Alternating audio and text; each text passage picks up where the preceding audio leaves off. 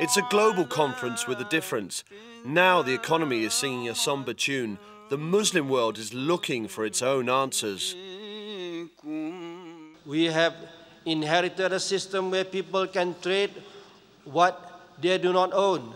Such is the impact of unbridled greed in financial system with no accountability on money lending. Tough words and tight security greeted presidents, prime ministers and princes, as well as captains of industry in Jakarta, at what is becoming an increasingly popular event for Islamic nations to have their say on global economics. We started off by a completely unknown international institution to the extent that we are now, where national leaders from different countries start literally hassling us or persuading us to hold the conference. Delegates from 38 Muslim countries are thrashing out ways to boost investment and slash global inequalities.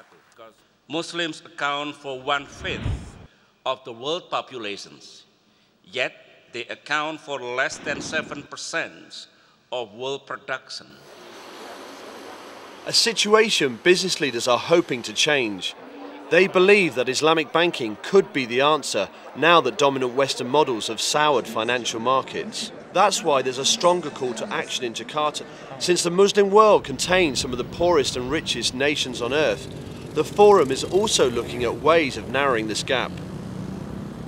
I believe it is worth considering whether an Islamic World Expenditure Support Fund can also be established, so that the least developed Muslim countries could directly benefit from the availability of sizable reserves in the hands of oil-exporting Muslim countries.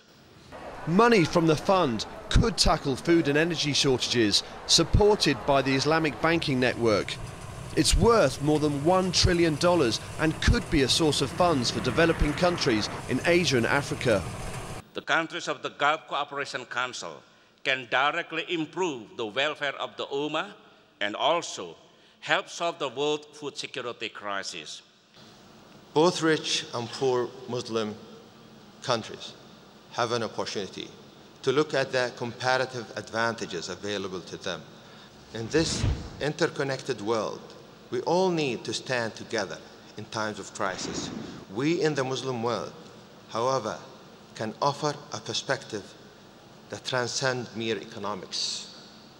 For example, Saudi Arabia, they have a very big program to invest in agriculture. They will invest in infrastructure. This means in road, in all infrastructure, irrigation. A wake-up call. Well, that's the economic crisis, forcing businesses here to get sharper about how they invest. A lot of people from the Middle East want to come to Asia, but they are ignorant. They do not know where to go, how to go about it, and what are the opportunities. But there will come a time when they will make those decisions and invest. Money is still moving in, despite the tightening of liquidity in the Gulf and a slump in the value of assets. Asian countries received more than $3 billion in investments from the Middle East at the forum, signed on the dotted line with a set of ethical beliefs in mind. This philosophy, I think, is very favorable to the issue of development. Which one is more favorable to development? Is it conventional finance or Islamic finance? Because development finance institutions like the World Bank have been in this business for 50 years. And when you look to countries, you see mixed results. Islamic businesses, Islamic ideals have a lot of positive things too. I mean, they've got a vision. They've got a vision. They have a sense of morality as well. So I think this is what also the world needs right now. It's a new sense of what business is all about. It's not just about money.